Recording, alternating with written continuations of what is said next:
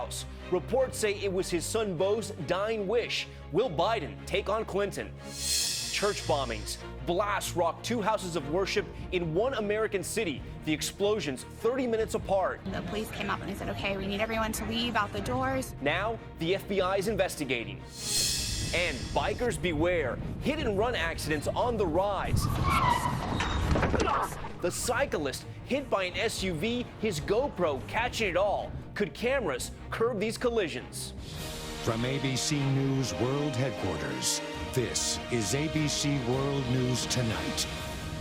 And good evening. Thanks for joining us on this Sunday. I'm Tom Yamas, and we begin with the growing danger from California's raging wildfires, the worst of them burning west of Sacramento.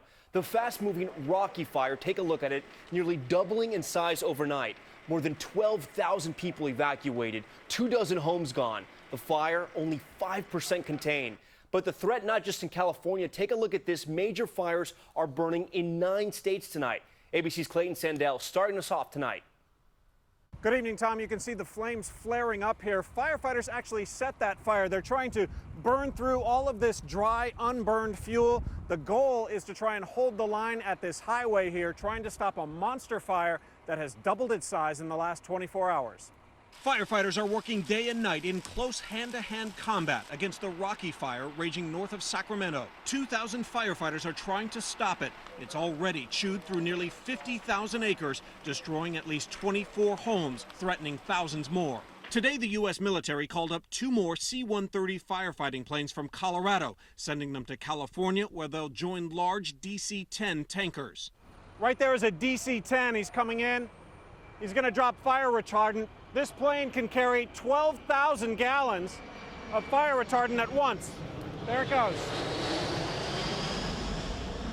The terrain here is bone dry, and lightning isn't helping. Since Thursday, 13,000 lightning strikes, sparking more than 260 new fires. We had seen a couple spot fires, and those pretty much escalated and got pretty big and took off the whole side of the mountain. Doomsday, that's what it looked like. More than 12,000 people are evacuated from their homes. David Beretta is temporarily camping in an RV with his pets. Just keep an eye and see when we can get back in there and they give us the okay. And tonight, even as they keep up the fight, firefighters are mourning one of their own.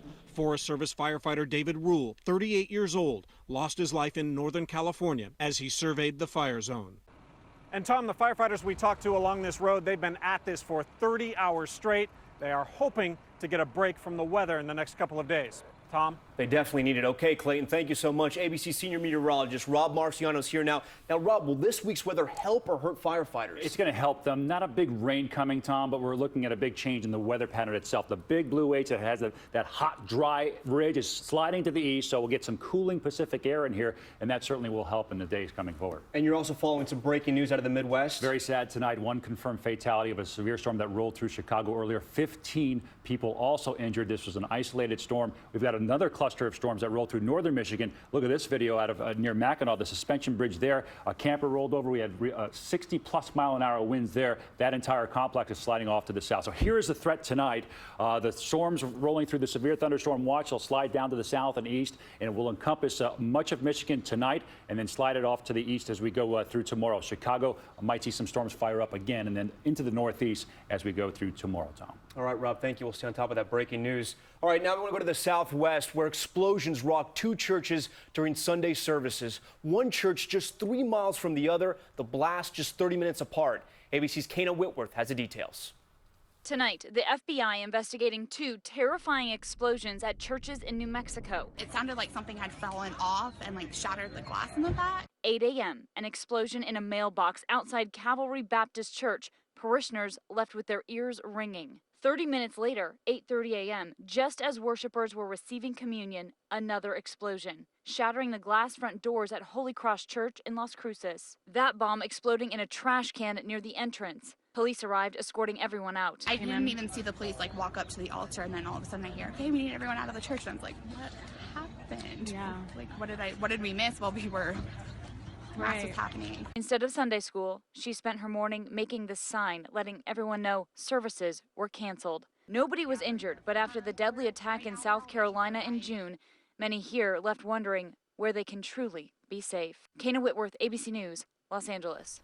All right, we turn to politics now in the presidential race. With the first Republican debate just days away, word tonight that another Democrat may be jumping in, Vice President Joe Biden. And there are reports it's someone very close to his heart that urged him to do it. ABC's Mary Bruce is at the White House tonight. Tonight, the question facing Joe Biden: to run or not to run. His advisors telling ABC News Biden's political team is ramping up. Clear signs that he's considering jumping in the race for the White House. Hi, how are you? His chief of staff quietly talking to Biden's supporters and Democratic donors. In the past, Biden's been clear. He's interested. Yes, there's a chance. But I haven't made my mind up about that. One thing weighing on his decision: my father, my hero, Joe Biden. His son, Beau, who died of cancer just 2 months ago.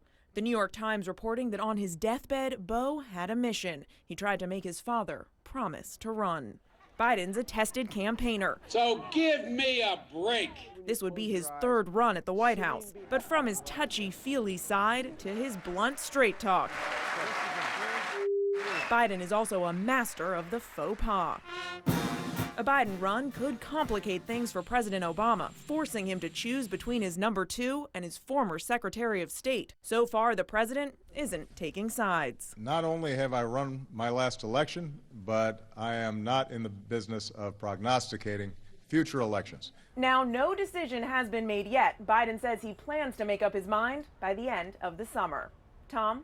But the clock is ticking. Okay, Mary, thank you. Let's bring in ABC's chief White House correspondent, Jonathan Karl. He joins us now. John, the race is well underway. Does Vice President Biden have enough time to raise money and pose a serious threat to Hillary Clinton?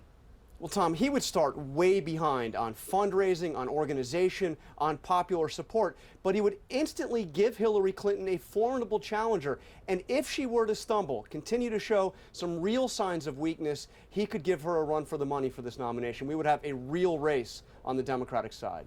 We would. We'll be watching that story closely. Okay, John, thank you so much. President Obama, with just 17 months left in office, is preparing to announce a bold new proposal on climate change. Tonight, the White House is out with a preview of the president's call to action, including tougher regulations on power plants and carbon emissions. The full plan, released tomorrow, could eventually put coal-burning plants out of business and boost energy production from wind, solar, and other renewable sources. Let's head overseas now to the hunt for the Malaysian Airlines passenger jet that vanished 17 months ago. Growing certainty that this part of the wing found on a beach in the Indian Ocean, raising hopes that more would be found. But tonight, only false alarms. ABC's Alex Marquardt reporting in with the latest from Reunion Island. New excitement today over this twisted piece of metallic debris found wedged between the rocks on a beach. Immediate speculation, another piece of MH370 had been found.